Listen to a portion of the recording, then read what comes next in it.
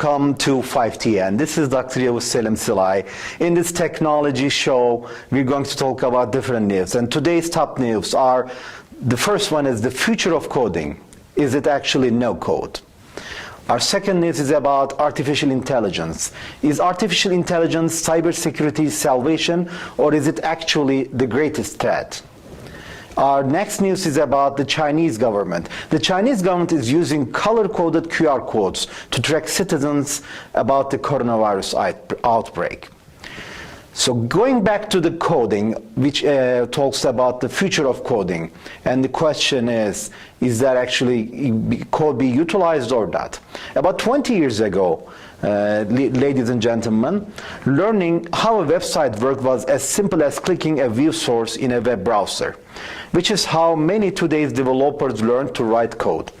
It was easy to start by hacking together custom MySpace or Tumblr themes, which eventually led to building a website or app, and ultimately a career. Code is everywhere. It comes from beautiful minds. Hey, my name is Sebastian Wind. I'm Ntr as well. My name is Isong Epidode Jr. My name is Don Huang. And with the wonder of open source, there are always new worlds to explore. A monitoring tool where you can live monitor your Linux server. Using the negative selection algorithm to identify anomalies in Linux systems. To work with Pi Linux, to make it running on IBM's machines. Understand how the mapping of commands works to enable better solutions. It's not about finding the next big thing, but having the freedom to see how many next big things you can find. I've been contributing a few open source projects since my first day in college, and I absolutely love doing it. It's simply the future. So let's get to it. Let's code the future.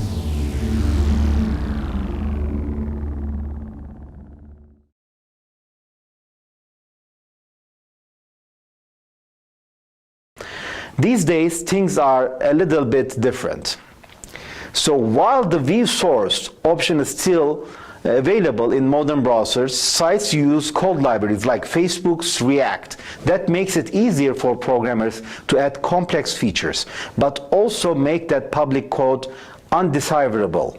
The view source option no longer reveals exactly how something is put together.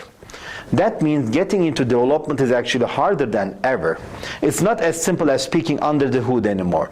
The modern no-code movement hopes to reverse that trend with tools for digital design that don't require custom code. Some, like Webflow, allow anyone to create a website with a drag-and-drop interface as if it were being arranged in Photoshop. Others, like Zapier, help non-technical people make multiple services talk to each other. For instance, even someone who has never heard of an API could use the tool to automatically post to Slack group every time something is added to a Google Sheet. By combining Google Sheet with a service called Sheet2Site, someone with no coding capability can create an entire website backed by a spreadsheet. Tools for making web products without code have been around in one shape or form for a while. When I was growing up, apps like Macromedia Dreamweaver and Microsoft FrontPage provided rudimentary ways to visually build websites without needing to know how to code. But while these early tools provided drag-and-drop editors, they were often simple, static affairs that couldn't do much at all. Sure, you could build a swishy 90s website with a front page, but with no content management system on the back end. It would be difficult to update. We use our everyday devices to play games, get work done, and make phone calls, and we expect it all to work seamlessly. But under all of these tasks is a set of scripts with commands, known as code. Everything in our world is going to go to coding. I have a garage door opener that I open and close from a program on my phone right now. So everything will need to code in the future. Gene Stratton teaches a club of students at Gulf Elementary School how to code. That's right. These elementary school students, some as young as 9, are learning how to create computer programs. Through a service known as code.org, the club members learn the basics about how to create programs that make our devices tick. For these guys, they're going to have to know how to code by the time they get to high school. And so it's really important that that's what they learn. Coding is a vital part of the future, so teaching it is covered under District Strategic Plan Objective 7.6. which is to teach students skills in upcoming technologies as they become more important parts of their future. And although coding may seem challenging, the students have enjoyed what they've learned so far. It's all really, really, really fun. I just like all of the things that we've done so far. When you get up, get your card. It's clubs like these that make the school district of Lee County a top education provider. And the students that participate in them will be best prepared for a future where technology skills will be necessary for most, if not all, careers. This is currently video journalist Eric Martinez. Giving users an option to log in or submit a form would require some custom coding. This new generation of tools is much more capable. It spans multiple services and avoids code altogether.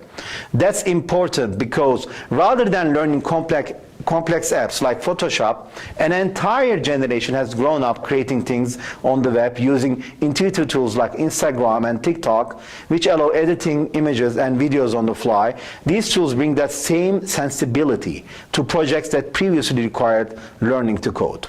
Communities have sprouted up to support these no-code builders. Sites like MakerPad provide tutorials that show off what's possible by combining these tools, like how to create a paid membership site using Webflow. Others provide courses that show it's possible to build an entire startup from scratch without writing a line of code, using off-the-shelf tools, demonstrating how to wire it all up. Some developers are quick to write off no-code tools for being too simple or not up to the task of real work, but that's precisely the point. Integrating an API, automating a basic test shouldn't require custom code every time. It should be user-friendly for the mass. So the shift to no-code building mirrors another big shift in building websites. Just over a decade ago, if you wanted to host a website or create a web app, you'd have to buy a physical server from a company like Dell or HP, install it somewhere, get it set up and connect it to the internet, and then think about building a site.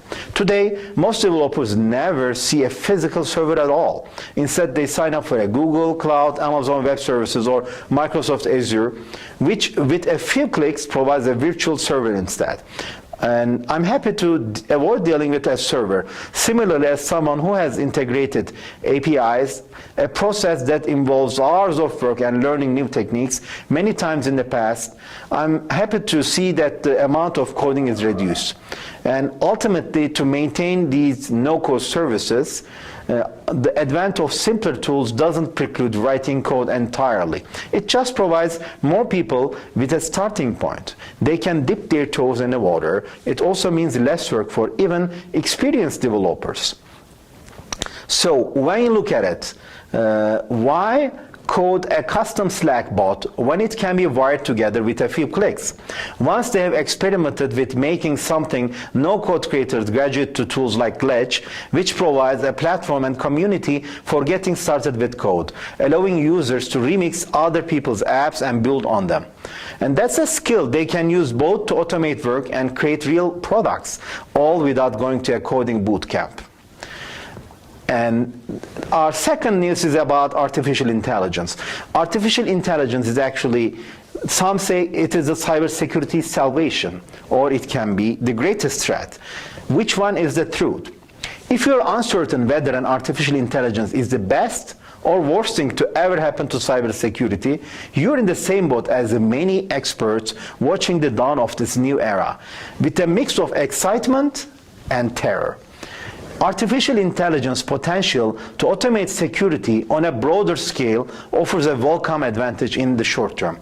Yet unleashing a technology designed to eventually take humans out of the equation as much as possible naturally gives the industry some pause. There is an undercurrent of fear about the consequences if things run amok or attackers learn to make better use of the technology. Everything you invent to defend yourself can also eventually be used against you, said Geert van der Linden, an executive vice president of cybersecurity for Capgemini. This time, actually, it does feel different because more and more we are losing control as human beings.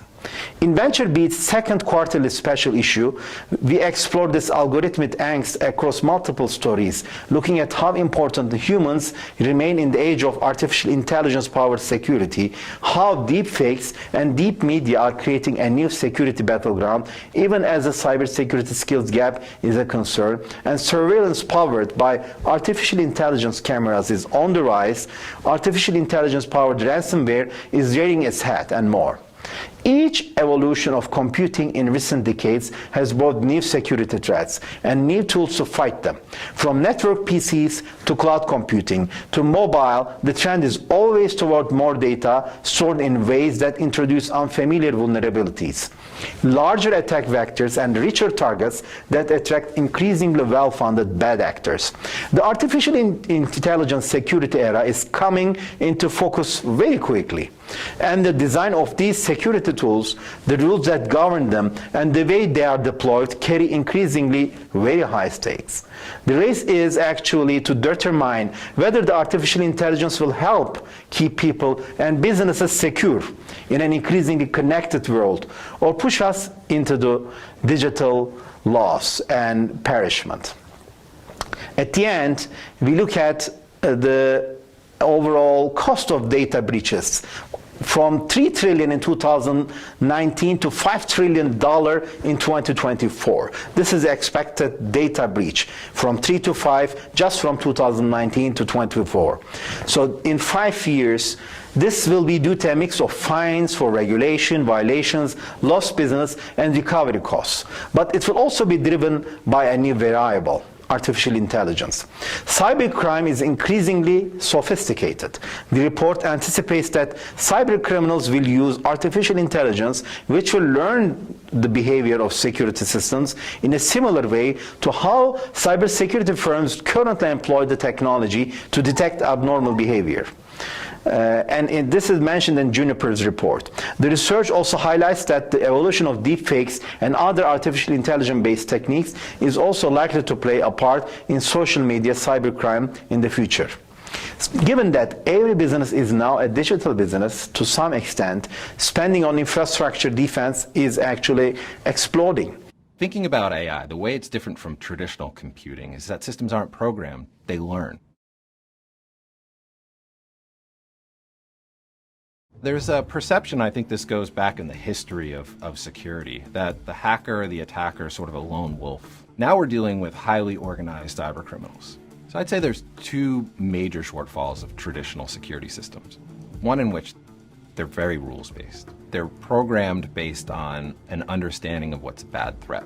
Problem is, threats have become so quick. I mean, the attackers are evolving their tools. The malware that they deploy, the attacks that they use are constantly changing. The second part that falls down with traditional security is that it's unable to really scale at the size of a modern organization. If you think about a business today and how complex it is with both old technology, new technology, how far and wide the connections have gone inside of a modern organization, even just doing basic things like hygiene around patching, vulnerability management to try to find out where the weaknesses are, that's an extremely complex thing. And so they're unable to really scale at the pace needed to keep up with how fast the organization is changing. And that's where we're evolving with next generation defenses. Leveraging AI, leveraging advanced analytics to not be programmed around a threat and have a pattern, but to be able to change and alternate how they understand what's good and what's bad, and to formulate that on the fly. The second thing is to be able to scale that patching, the hygiene, the just basic lockdown of security, and almost do it in a way that is happening automatically on behalf of the user, to the extent that that's possible. So let me give you an analogy for AI in cybersecurity. So if you think about a police officer in the physical world, they have a certain amount of training, a certain amount of smarts that leads them to build intuition or understand based on what they're seeing what a threat might be. But oftentimes their senses only go so far. And that's where they augment their intelligence through maybe canines and dogs that are trained on understanding the threat. And those dogs are trained over years at a time to really identify through their heightened senses what might be a threat. And this is exactly what's going on in the cyber realm, where defenders, security analysts, they're using their intuition. They're being alerted from systems to say, hey, here's a set of 10 possible threats, but they can only go so far as their own intelligence, their own limits as a human. Now, what if there's that extra element of artificial intelligence that allows them to go deeper into knowledge, that maybe accesses much more intelligence than they otherwise could possibly do by themselves to identify a threat? It's very similar to the way in which that police officer uses that police dog. In that way, artificial intelligence becomes an advisor, like a trusted advisor that you can ask questions, and it's in some cases all-knowing. Now, we're not all the way there yet. Artificial intelligence will learn more and more. Cognitive systems will begin to learn more as we teach it, but it will be there and it won't forget what's being taught. So you can tap into that knowledge and help you make a more accurate decision as you're looking at what's going on in terms of the threat. My name's Kevin Skapinets, and I'm the Director of Strategy and Design for IBM Security. The research firm Cybersecurity Ventures notes that the global cybersecurity market was worth $3.5 billion in 2014. And now from 2014, with a value of $3.5 billion, guess what? It jumped up to $120 billion in 2017.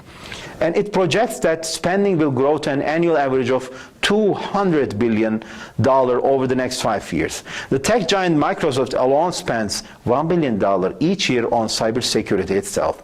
With projections of 1.8 million person shortfall for the cybersecurity workforce by 2022, this spending is due in part to the growing cost of recruiting the right talent. The artificial intelligence boosters believe the technology will reduce costs by requiring fewer humans while still making systems safe. When we are running security operations centers, we are pushing as hard as we can to use artificial intelligence and automation, said Dave Burke, the Ernst & Young America's cybersecurity leader. The goal is to take a practice that would actually normally maybe take an hour and cut it down to 2 minutes just by having the machine do a lot of the work and decision making. Artificial intelligence to the rescue is the question. Can artificial intelligence be used to rescue?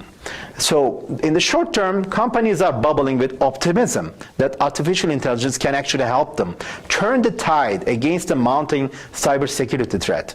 In a report on artificial intelligence and cybersecurity just last summer, Capgemini reported that 69% of enterprise executives surveyed felt that artificial intelligence would be essential for responding to cyber threats.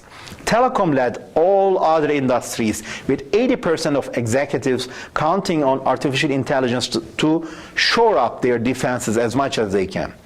When you look at the utilities executives, they were actually at a lower end compared to telecom of 80%. They were down to 59%, sharing that opinion. So overall, the bullishness has triggered a wave of investments in artificial intelligence cybersecurity to bulk up defenses, but also to pursue a potentially lucrative new market.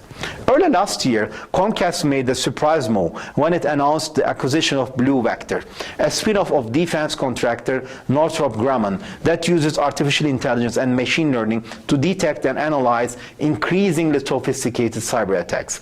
The telecommunications giant said it wanted to use the technology internally, but also continue developing it as a service it could sell to others. Subsequently, Comcast launched Xfinity X5 Advanced Security, which automatically provides security for all the devices in a customer's home that are connected to its network. It created the service in partnership with Cujo AI, a startup based in El Segundo, California, that developed a platform to spot unusual patterns on home networks and send Comcast customers instant alerts. Cujo is the founder of the Ines von Gernrock, said the rapid adoption of connected devices in the home and the broader IoT, Internet of Things, has created too many vulnerabilities to be tracked manually or blocked effectively by conventional firewall software. His startup company is actually a very interesting one because what they did, they turned to artificial intelligence and machine learning as the only option to fight such a battle at a large scale. So Von Gravrock argued that spending on such technology is a less of cost and more of a necessity. If a company like Comcast wants to convince customers to use a growing range of services, including those arriving with the advent of 5G networks, the provider must be able to convince people they are actually safe. When we see the immediate future of all operators that have to protect your personal network in some way, shape, or form, this is the way Gavrak said. Capgemini's mentioned report found that overall 51% of enterprises are actually overall heavily using some kind of artificial intelligence for detection, and 34% for prediction, and 18% to manage responses. Detection may sound like a modest start, but it is already paying big dividends, particularly in areas like fraud detection. Paris-based Shift has developed algorithms that focus narrowly on weeding out fraud in insurance. Shift's service can spot patterns in data, such as contracts, reports, photos, and even videos that are processed by insurance companies. With more than 70 clients, Shift has amassed a huge amount of data that has allowed it to rapidly fine-tune its artificial intelligence. The intended result is more efficiency for insurance companies and a better experience for customers whose claims are processed faster. So this startup has grown quickly after raising $10 million in 2016, $28 million in 2017, and $60 million last year. Co-founder and CEO Jeremy Javish said the key was adopting a narrow focus in terms of what it wanted to do with artificial intelligence. They are very focused on one problem, Javish said. They are just dealing with insurance. They don't do general artificial intelligence. That allows them to build up the data they need to become more intelligent. Congratulations to Javish. And this is also very interesting news. I know many of you are really worried about the coronavirus outbreak going on. Now, the Chinese government is using color-coded QR codes to track citizens to actually follow the coronavirus outbreak.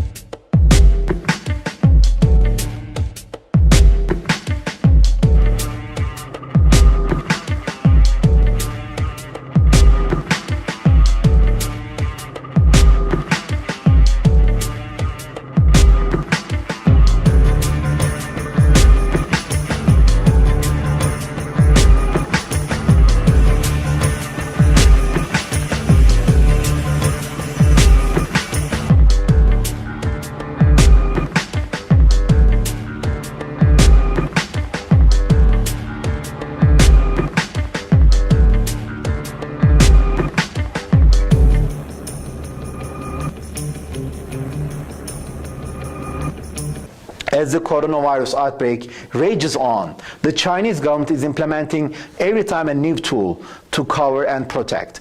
And now they're using a system of colored QR codes in hopes of containing the spread of the illness. And this has been reported by Reuters. On Wednesday, Alibaba group-owned payment app called Alipay launched a feature that assigns each resident of Hangzhou a QR code representing their health status. Users are all instructed to fill out an online report, complete with an ID number, recent travel history, and a list of any possible symptoms of an illness. After completing the form, they are issued respective colored code QR codes to their mobile phones. All the resulting QR codes determine the extent of contact that residents are allowed to have with the general public. Those with red codes are required to remain in quarantine for 14 days and to use the Alibaba Run Chat app, Deng Talk, to provide frequent updates on their health. Residents with yellow codes are instructed to stay indoors for 7 days. And those issued green codes are free to move about as they please. Some Hangzhou residents say the new prevention measure is becoming increasingly restrictive. Two residents residents reported to Reuters that they have been required to show their QR codes to enter their apartment complexes and to the local supermarket. So the QR codes, it seems, are here to stay. So it will continue in China and the Hanzhou region. And also, during the weekend, Alipay announced its plan to expand the feature nationwide. Alipay is not the only tech company turning to a QR code solution. Messaging app WeChat, owned by Tencent Holdings Limited, introduced a QR code piloted in the southern city of Shenzhen. A recent social media post from the company, Reuters reported. And this has been announced that the feature will be expanded across the Guangdong province. As you can see, there are many measures that everyone is doing, and at the end, this is a battle against a virus which everyone should be very careful. So using technology is the key to actually also overcome these horrible diseases. In last weeks of 2019, while the world was ready to welcome the year 2020, many local hospitals in Wuhan, China reported an unusual number of cases who had severe pneumonia without a clear cause, and they were not responding to any form of existing vaccine or medicines. Soon after, a seafood market in the Hunan region was linked to all these cases. This was a wholesale seafood market which had about 1,000 stalls selling fish, chickens, bats, snakes, rabbits, and many other wild animals. These cases showed a very high human-to-human transmission rate, which was further increasing as the days progressed. An initial hypothesis was formulated that this was a new type of coronavirus that evolved in the animals being sold in the seafood market of Wuhan. This resulted in a fear that it could be similar to the SARS epidemic of 2002, which infected 8,000 people and killed 774. But they were all wrong, because this was going to be something much worse. By early January 2020, about 59 suspected cases were picked up from all local hospitals in Wuhan and isolated in the Jinyintan Hospital of Wuhan. Out of these 59 suspected cases, 41 were confirmed with the 2019 novel coronavirus infection. Their isolation was too late, and before they were isolated, these cases had infected hundreds of others that eventually infected thousands, and thus starting the 2019 novel coronavirus epidemic. What started as a localized epidemic in the central China quickly spread to involve all other Chinese provinces in a matter of few weeks. This spread was escalated by the Chinese New Year and thousands of tourists out of their home. The situation became very tense when cases in other countries were also reported, which were transmitted by international travelers. The first cases were reported from Vietnam, and soon after, several new cases were reported from Germany, Thailand, Japan, Australia, United States, Russia, and a dozen of new countries, leading to a global panic situation. The epidemic costed its first death on January 9, 2020, but the death toll had just begun. As of making this video, the novel coronavirus epidemic has led to more than 95,000 confirmed cases, of which 8,000 are serious. More than 65 countries have been affected with major outbreaks in central China, South Korea, Italy, and Iran. More than 3,300 people have died due to this epidemic. You can imagine the gravity of the situation by looking at these facts. The WHO declared the epidemic as a global health emergency as of 30th January 2020. Delta Airlines, United Airlines, and American Airlines all have completely suspended their flights to China, while several other airline companies have severely reduced their number of daily flights. The US government has temporarily banned entry into the United States by any foreign national who has traveled to China in the past 14 days. China has placed its numerous cities in government lockdown that in effect has quarantined millions of people. The Chinese stock market is constantly crashing, and this has led to a global economic slowdown already. See, the word coronavirus is derived from the Latin word corona, meaning crown or halo, which refers to the characteristic appearance of this virus. The virus consists of a core of genetic material surrounded with an envelope of protein spikes. This gives it an appearance of a crown, and crown in Latin means corona, hence the name coronavirus. Coronaviruses are a group of viruses that cause disease in mammals and birds. These are RNA viruses with a genome of 26 to 32 kilobases. New coronaviruses have been detected every few years, with the first ones being discovered in the 1960s, which caused mild respiratory infections in chickens. Since then, a number of different coronaviruses have been discovered, mostly affecting birds, bats, and other small, warm-blooded animals. These viruses often get mutated in the animals they circulate, and due to the close contact of humans with these animals, these viruses can jump from the animal to the human to start a new disease. Many coronaviruses have already infected humans, including the SARS coronavirus, which led to the SARS epidemic in 2003, the MERS coronavirus, and the human coronavirus NL63. The latest addition to these names is the novel coronavirus, informally known as the Wuhan coronavirus. New viruses are detected all the time. It's known that coronavirus species circulate in a variety of animals. Sometimes these viruses can make a jump from animals to humans. This is known as a spillover and can be due to a number of reasons, like mutations in the virus itself or increased close contact between humans and animals, like we discussed. For example, MERS coronavirus is known to be transmitted from camels to humans, and SARS coronavirus from civet cats. The animal reservoir of 2019 novel coronavirus is not clear yet.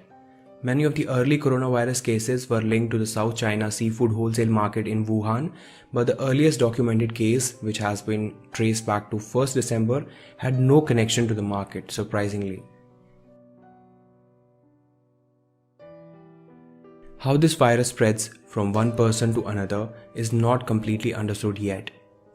But we know that the most common way it has been spreading is through droplet infection.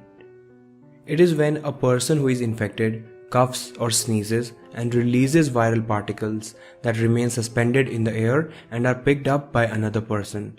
It is also transmitted through things that an infected person has been closely in contact with, like used towels, clothes, switches, keys, and door handles. Those who are at the highest risk are people who are in close contact with animals, like animal market workers, and those who are taking care of infected, like family members, doctors, or nurses. The WHO has coined the term 2019 novel coronavirus acute respiratory disease to describe the disease caused by this virus, indicating that most of the symptoms of the disease are related to the respiratory system. Now, from what we know is that there can be a number of symptoms ranging from mild to severe. The mild cases can present with fever, cough, shortness of breath, and the severe ones can lead to pneumonia, kidney failure, and death. The most widely used test to detect the coronavirus infection is the PCR, or the polymerase chain reaction. This test detects the minute quantities of genetic material of the virus and amplifies it so it can be studied easily. You can watch the video about PCR on our channel to know more about this. Links in the description bar down below. There is currently no vaccine to prevent the 2019 novel coronavirus infection. The best way to prevent infection is to avoid being exposed to this virus. However, CDC always recommends everyday preventive actions to help prevent the spread of respiratory viruses, which includes steps like washing your hands with soap and water for at least 20 seconds, covering your mouth and nose while coughing or sneezing, using an alcohol-based sanitizer that contains 60% alcohol or more, and avoid touching your eyes, nose, and mouth with unwashed hands. Stay home when you are sick and avoid close contact with people who are sick. Clean and disinfect frequently touched objects and surfaces. The work to develop the vaccine for coronavirus is already underway. Scientists believe that research of MERS vaccine, which was also a coronavirus, will make this job easier. And hospitals are testing antiviral drugs to see if they have an impact. While the ratio of deaths to known cases appears low, the figures are unreliable. It is far too simplistic to divide the number of deaths by the number of cases to calculate the death rate to get a figure of around 2% at this stage of the outbreak. But it depends upon a range of factors like your age, sex, general health, and health system you are in. thousands of patients are still being treated and we do not know if any of those cases will die, so the death rate could be higher.